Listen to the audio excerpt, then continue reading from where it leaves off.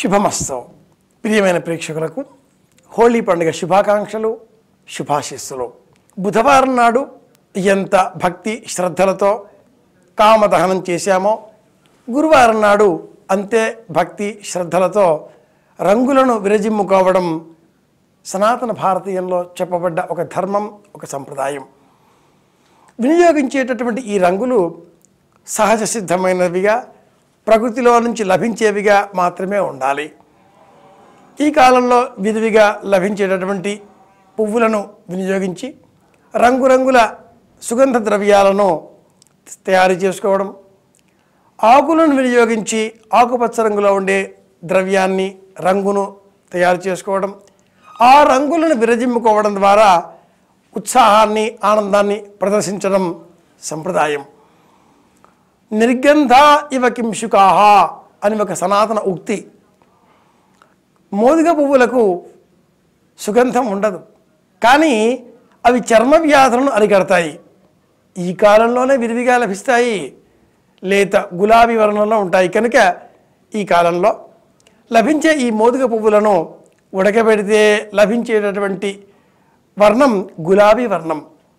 ఆ వర్ణాన్ని విరజిమ్ముకోవడం ద్వారా కాలంలో వచ్చేటువంటి మార్పులకు అనుగుణంగా మన దేహాన్ని ఆశ్రయించేటువంటి రోగాలను అరికట్టవచ్చు. సంప్రదాయంలో ప్రతి పండుగ ఇంత నేపథ్యం కలిగి ఉంటుంది. పాల్గొన పౌర్ణిమ మహాలక్ష్మి జన్మించిన రోజుగా ఎంత సంతోషంగా మహాలక్ష్మి జయంతిని నిర్వహించుకుంటామో, అంతే ఉత్సాహంతో అకారణంగా, అహేతుకంగా, అధార్మికంగా, అధర్మంతో కూడుకున్నటువంటి కామభావనలను దహించడమే కామదహనం అనే ఈ ఉత్సవంలో ఉండే అంతరార్థం. చైత్రమాసం, వసంత ఋతువు, పాడ్యమి తిథి, ఉగాది, ఆ రోజు నుంచి వసంత ఋతువు ప్రారంభం అనుకునే మనకు ఋతువులో మట్టుకు వసంతాగమన సంరంభ శోభలు ఫాల్గుణ మాసంలోనే ఉంటాయి. ప్రత్యేకించి ఫాల్గుణ మాసం శుక్లపక్షం పంచమి తిథితో ఈ ఉత్సవాల సంరంభం మొదలవుతుంది. వసంతుడు ముందే తన ఆగమనాన్ని సూచించే విధంగా ప్రకృతి పులకరిస్తుంది. ఆ సందర్భంగానే మనమంతా కూడా ఆనందోత్సాహాలతో కలకూజితములు వింటూ, కోకిల కూజితములతో ఆనందపడుతూ, చక్కగా శుకపికముల కలకల కిలకిల ధ్వనులతో సంతోషంతో మమైక్యమవుతూ ప్రకృతి సహజంతో సహజీవనం సాగించాలి, సంతోషంగా జీవించాలి అనేదే ఈ పండుగల నేపథ్యం.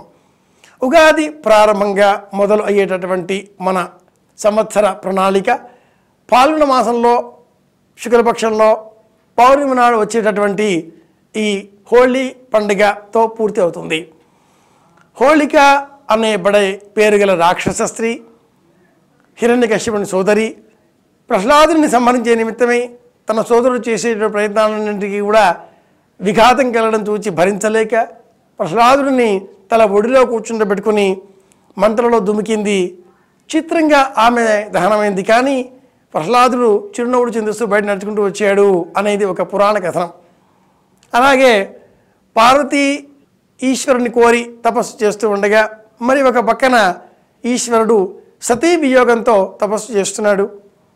ఈశ్వర సంతానం చేతిలో మాత్రమే తనకు మరణం అని తారకాసురుడు బ్రహ్మచేత వరం పొందబడినాడు.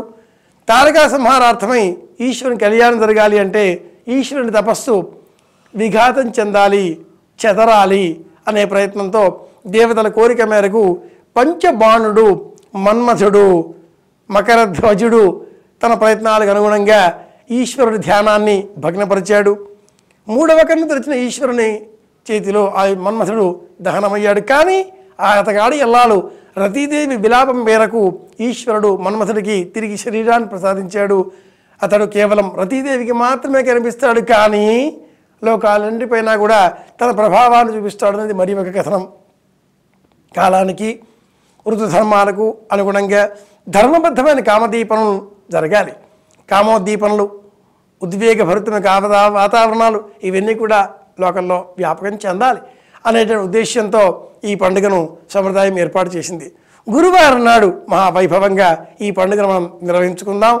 చిన్నారి బాలబాలికల మెడలో పంచదార చెరికలు ధరింపజేయడం ద్వారా వారిని ఆనందపరిచి, అదే ప్రకారంగా మన పండుగలన్నింటినీ కూడా సశాస్త్రీయంగా, సధార్మికంగా సంప్రదాయబద్ధంగా నిర్వహించుకుందాం. మరొక్క మారు ప్రియమైన మా ప్రేక్షకులందరికీ కూడా హోళీ పండుగ శుభాకాంక్షలు, శుభాభినందనలతో అందరి క్షేమాన్ని కోరుతూ శుభమస్తు.